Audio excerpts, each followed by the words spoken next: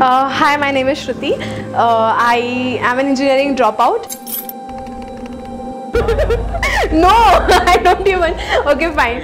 I did engineering for 6 months and fortunately I decided to leave it, and then I studied psychology.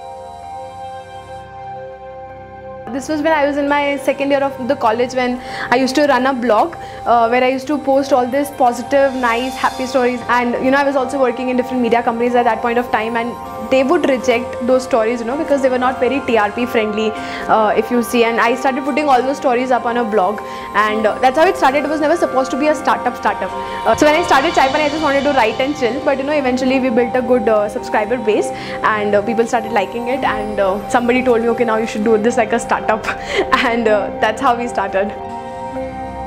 So it's been very interesting, because every day I'm learning a new thing, and our business model was never defined when we started, right? It just eventually evolved, as in when we thought of things. So we started telling stories, and then we figured out, okay, let's also do events, because from events I find very interesting stories, and we were getting very good response from tier 2 and tier 3 cities, and that's why we decided to start Chaaipani in Hindi. It's this initiative where we want to build a media which is only for positive, inspiring stories that are very solution oriented, very much on the foundations of constructive journalism, right? Where we don't just tell you about the problem, but we also tell you that this is the solution, and these are the people who are working on the solutions, and how can you contribute to that solution.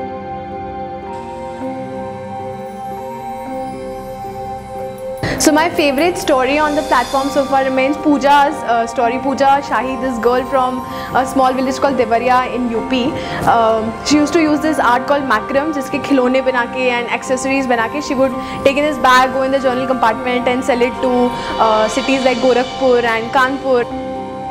She had employed over 35 to 40 women in her village, and she was paying almost 200 to 300 rupees per day to every woman, and how she had made all of them very independent, financially independent. And I really loved the story, and we put up the story on Chaaipani, and one of our reader got in touch with her. Now both of them have started a company. Yes. Please go to chaaipani.com, subscribe to our newsletter. We don't spam, we just put one newsletter a week, and you will love it because it will have only 5 stories, 5 really inspiring stories. Stay ambitious.